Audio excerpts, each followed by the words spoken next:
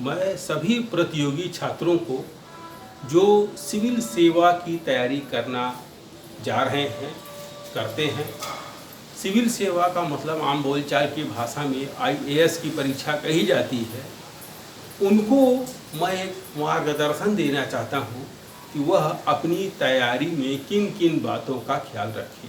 अगर इन बातों का वो ख्याल रखते हैं और इन बातों को ख्याल में रखते हुए तैयारी करते हैं तो उनकी तैयारी मुकम्मल होगी, क्योंकि सिविल सेवा की जो परीक्षा होती है वो भारत में सभी परीक्षाओं में सबसे कठिन परीक्षा के रूप में जानी जाती है। उस परीक्षा में सफल होने के लिए एक अच्छी रणनीति का होना बहुत ज़रूरी है। अगर हम एक अच्छी रणनीति बना करके परीक्षा की तैयारी प्रारंभ करते हैं तो हमको उस परीक्षा में आने वाली जो कठिनाइयां हैं वह नहीं आती हैं और हम आसानी से उस परीक्षा को सॉल्व कर लेते हैं। आमतौर पे इस परीक्षा को सबसे कठिन परीक्षा माना जाता है।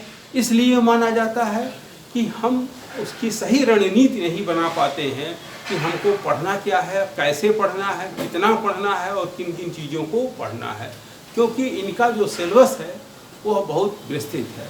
उन विस्तृत सिलेबस को समझदारी के साथ संक्षेप करना और उसके लिए कौन सी सबसे उपयुक्त पुस्तक है, इन सारे चीज़ों को ध्यान में रख करके अगर पढ़ा जाए तो ये परीक्षा टफ तो है लेकिन इसको आसानी से निकाला जा सकता है।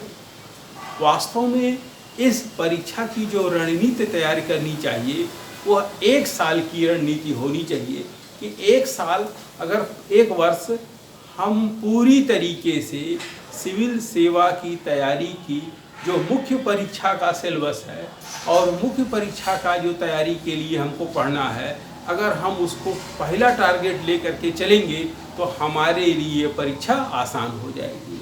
यह परीक्षा 3 चरणों में होती है। प्रारंभिक परीक्षा जिसको प्रिलिमिनरी एग्जामिनेशन कहा जाता है। आमतौर पर प्रारंभिक परीक्षा भीड़ को छांटने के लिए की जाती है, जिसमें जो अगंभीर छात्र हैं, नॉन सीरियस स्टूडेंट हैं, उनको बाहर किया जाता है और गंभीर छात्र को पास करके मुख्य परीक्षा में प्रवेश कराया जाता है कि वह जा करके अपने अंदर की प्रतिभा को लिखित रूप से प्रस्तुत करने का कार्य करें।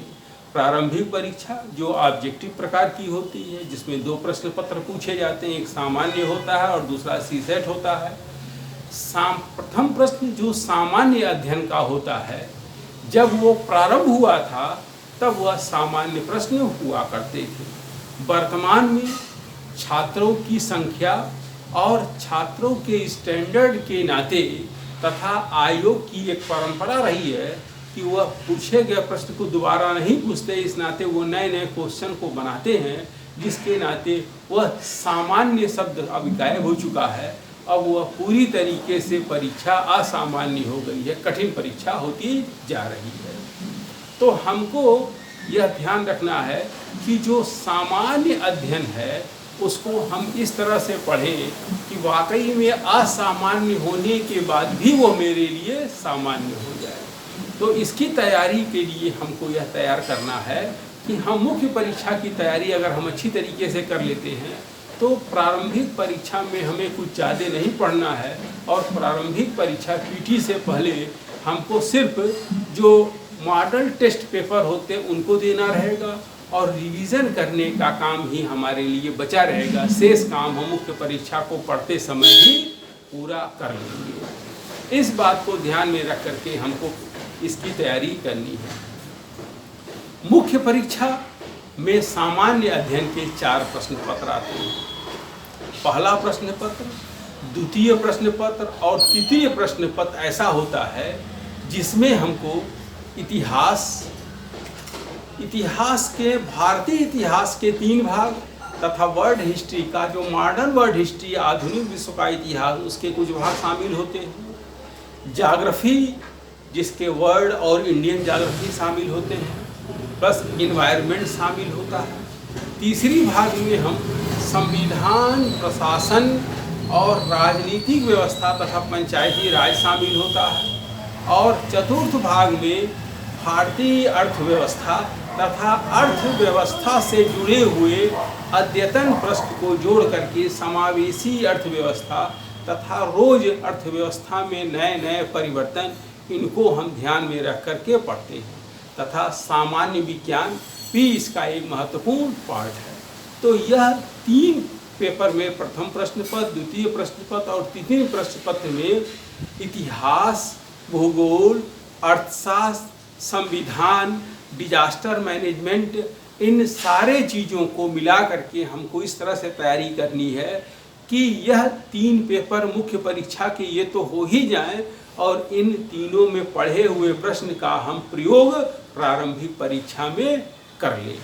चौथा प्रश्न जो है नीति शास्त्र से जुड़ा हुआ होता है, वह अपने आप में एक नई चीज़ें हैं, उसका प्रयोग हम प्रारंभिक परीक्षा में प्रश्नों से नहीं कर सकते हैं, क्योंकि प्रारंभिक परीक्षा में ऐसा कोई प्रश्न नहीं आता है जो चौथे प्रश्न पत्र से रिलेटेड हो। तो प्रथम 3 प्रश्न पत्र को पढ़ते समय, जीएस के फर्स्ट, सेकेंड और थर्ड पेपर को सॉल्व करते समय, पढ़ते समय हमको इस बात का ख्याल रखना है कि मुख्य परीक्षा और प्रारंभिक परीक्षा की तैयारी एक साथ संपन्न हो जाए। जब भी हम पढ़ें, इतिहास को पढ़ रहे हैं, भूगोल को पढ़ रहे हैं या किसी भी टॉपिक को पढ़ रहे हैं, हमको 2 बातें ख्याल रखनी होनी चाहिए। पहला कि हमको सिलेबस का ख्याल रखना चाहिए कि हमारा सिलेबस क्या है, क्योंकि हम सिलेबस से बाहर नहीं जाएंगे। और सिलेबस में भी कभी कभी कुछ चीज़ें लिख दी जाती हैं मगर पूछी नहीं जाती। इन बातों का भी हमको ख्याल रखना होगा कि जो चीज़ें लिखी गई हैं और पूछी जा रही हैं, उन्हीं को हमको पढ़ना हो, कंसंट्रेट करके पढ़ना होगा। तथा साथ ही साथ पिछले 3 साल से 5 साल के जो सॉल्व पेपर होते हैं, उनको भी हमको अपने साथ ले करके पढ़ना होता है, क्योंकि उससे हम आयोग के बदलते हुए स्वरूप को समझ सकते हैं कि आयोग हर साल अपने स्वरूप में किस प्रकार से परिवर्तन कर रहा है और वो किस प्रकार से एक प्रश्न का मॉडल तैयार कर रहा है। इसको समझने के लिए हमारे पास पिछले 5 साल का एक मॉडल प्रश्न पत्र हो, साल प्रश्न पत्र होना चाहिए। इससे ज़्यादा का नहीं होना चाहिए, क्योंकि वो बहुत उपयोगी नहीं होगा। तो इन सब चीज़ों को रख करके हमको इनकी तैयारी करनी है। हम जब इनकी तैयारी करने चलते हैं तो हमें 2-3 बातों का विशेष ख्याल रखना होता है। पहला चीज़ कि किताबों का जो बंडल है, किताबों का जो ग्रुप है, किताबों का जो समूह है, संख्या है, उनको हमको 2 भाग में बांट के पढ़नी है। पहला पार्ट जो प्रारंभिक स्तरीय पुस्तक कही जाती है, वो है एनसीईआरटी की पुस्तक। और दूसरे पार्ट में किसी भी भाग का, जैसे इतिहास की ही किताब जब हम पढ़ने जा रहे हैं तो एनसीईआरटी के पढ़ने, अगर हम मॉडर्न इंडिया पढ़ रहे हैं तो हम बिपिन चंद्र को पढ़ेंगे, शेखर बंदोपाध्याय को पढ़ेंगे। मध्यकालीन भारत का इतिहास पढ़ रहे हैं तो हम एनसीईआरटी पढ़ने के बाद सतीश चंद्र को पढ़ेंगे। आप प्राचीन भारत का इतिहास पढ़ रहे हैं तो हम प्राचीन भारत का एनसीईआरटी पढ़ने के बाद झा एवं श्रीमाली को पढ़ेंगे। तो हमको ये देखना है कि हमको, क्योंकि बहुत से अच्छे बच्चे होते हैं, नए स्ट्रीम वाले बच्चे होते हैं जो साइंस ग्रुप से आर्ट ग्रुप में आते हैं, आर्ट ग्रुप वाले साइंस, तो इनके लिए, लेकिन क्योंकि सामान्य अध्ययन सबके लिए होता है, तो ऐसे में हमको ये देखना होता है कि हम सबसे पहले अगर हम एनसीईआरटी से ही अपनी पढ़ाई को प्रारंभ करते हैं तो हमारा बेसिक कॉन्सेप्ट एकदम क्लियर हो जाता है। क्योंकि वह किताबें, जैसे हम 6 से 8 तक की किताबें जब देखते हैं तो सामाजिक विज्ञान की जो किताबें हैं उनमें एक स्टोरी के रूप में बताई गई है कि जैसे बच्चा 6 में पढ़ने वाला बच्चा जो एकदम अबोध 10-12 साल का बच्चा होता है, उसके मस्तिष्क के स्वरूप को ध्यान में रख करके कहानी के रूप में उसमें बताया गया है। तो अगर उसको हम उतने आसानी से पढ़ करके उसको हम समझ लेंगे तो 1 घंटे में हम उस किताब को पढ़ करके उस कहानी को समझ लेंगे। तथा वहीं से जो व्यक्ति पहली बार फिजिक्स, केमिस्ट्री, मैथ पढ़ने के बाद हिस्ट्री पढ़ रहा हो, उसके लिए वहीं से कहानी आसान होती चली जाएगी। और जब उसके दिमाग में यह बात आ जाएगी कि इतिहास बहुत आसान है, तो वो कठिन चीज़ों को भी आसानी से पढ़ता हुआ चला जाएगा। और एक समय ऐसा आएगा तो इतिहास उसके लिए बहुत आसान हो जाएगा, ज्योग्राफी उसके लिए बहुत आसान हो जाएगा, इकोनॉमिक्स उसके लिए बहुत आसान हो जाएगा और पॉलिटी उसके लिए बहुत आसान हो जाएगा। तो हमको पढ़ते समय इस बात का ख्याल रखना है कि सबसे पहले हमको एनसीईआरटी के शरण में जानी है।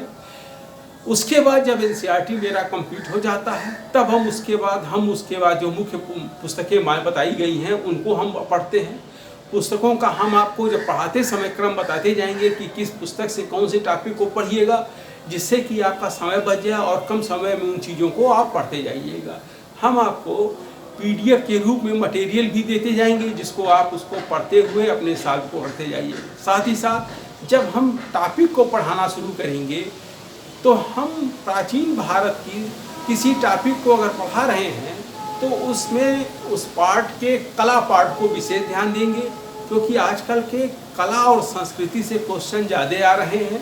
प्राचीन भारत का इतिहास हो, उसके राजनीतिक इतिहास, आर्थिक इतिहास, सामाजिक इतिहास के साथ साथ उसके कला पक्ष का विशेष वर्णन किया जाएगा तथा ये देखा जाएगा प्राचीन इतिहास पर किसी टॉपिक को समाप्त करने से पहले कि पिछले 5 साल में यूपीपीसीएस तथा सिविल सेवा में इससे रिलेटेड कौन से क्वेश्चन आए हैं और उनको भी सॉल्व करने का प्रयास किया जाएगा, कि जिससे कि हमको पढ़ते समय ये समझ में आ जाए कि हमने जो पढ़ा है वह पढ़ना कितना उपयोगी होता है। क्योंकि पढ़ने का मूल्यांकन इसी प्रकार से होता है कि जब पिछले 5 साल में पूछे गए प्रश्न को हम सॉल्व कर लेते हैं तब ये लगता है कि हाँ, हम जिस दिशा में पढ़ रहे हैं, जो पढ़ रहे हैं वो हमारे लिए उपयोगी और बहुमूल्य चीज़ें हैं। तो उनको हम ध्यान में रख करके पढ़ते हुए चलेंगे और एक बार में किसी एक टॉपिक को पढ़ा जाएगा। उस टॉपिक का जो पूरा विश्लेषण है सिर्फ परीक्षा उपयोगी, क्योंकि परीक्षा में ही इतनी ज़्यादा चीज़ें आपको पढ़नी है कि हम लोग विशेष ध्यान रखेंगे कि परीक्षा से बाहर जा कर के किसी भी टॉपिक को, चाहे अगर हम इतिहास पढ़ रहे हो तो इतिहास, भूगोल पढ़ रहे हो तो भूगोल, अर्थशास्त्र पढ़ रहे हो तो अर्थशास्त्र, और अगर राजनीति शास्त्र के किसी टॉपिक को पढ़ रहे हो तो उनमें भी हम लोग इतर न जाने पाएं। हर संविधान को पढ़ते समय संशोधनों पर विशेष ध्यान दिया जाएगा कि किस संविधान के किस संशोधन से संविधान के किस भाग और किस अनुच्छेद पर क्या प्रभाव पड़ा है और वह क्यों उपयोगी हुआ है और संविधान में संशोधन के क्या तरीके, इन सारी चीज़ों को हम लोग इसमें डिस्कस करेंगे। साथ ही साथ एक सबसे महत्वपूर्ण चीज़ ये है करंट अफेयर्स पढ़ना सबसे ज़रूरी होता है, क्योंकि करंट अफेयर्स पढ़ करके हम कभी कभी इतिहास की चीज़ों को भी पढ़ लेते हैं। जैसे जो नए खोज होते हैं, सिंधु घाटी सभ्यता के नए स्थल की जानकारी हुई जिसको हमने दैनिक जागरण में पढ़ा, उसको हमने जोड़ लिया। संविधान में जो संशोधन हुआ उसको हमने दैनिक जागरण में पढ़ा, न्यूज़पेपर में पढ़ा, उसको हमने जोड़ लिया। अर्थव्यवस्था में सरकार ने कोई बहुत बड़े आर्थिक परिवर्तन किए, उसको हमने पढ़ लिया। जैसे रिजर्व बैंक अपनी मौद्रिक नीति की घोषणा करती है, मौद्रिक नीति की घोषणा को हमको मैगजीन और न्यूज़पेपर से पढ़ना है। तो ये पार्ट हम लोगों को ज्योग्राफी में कोई नया डेवलपमेंट हुआ, कोई चीज़ें ऐसी हुई जो महत्वपूर्ण है, खासकर इन्वायरमेंट से जुड़े हुए जो सम्मेलन होते हैं उनको हमको पढ़ना बहुत ही महत्वपूर्ण होता है, उनसे लगातार क्वेश्चन पूछे जाते हैं।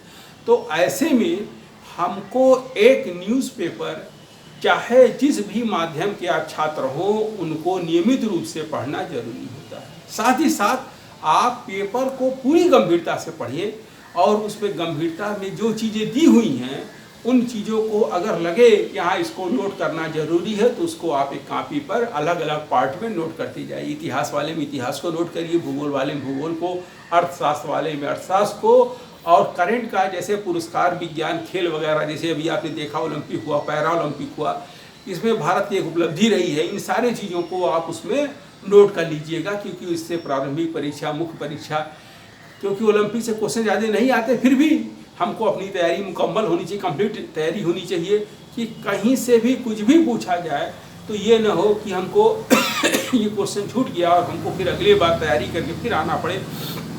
ये टारगेट नहीं होना चाहिए। तो हम लोग जब भी तैयारी करने के लिए यहाँ पर आएंगे तो कंप्लीट स्टडी जिसको कहा जाता है वो करेंगे।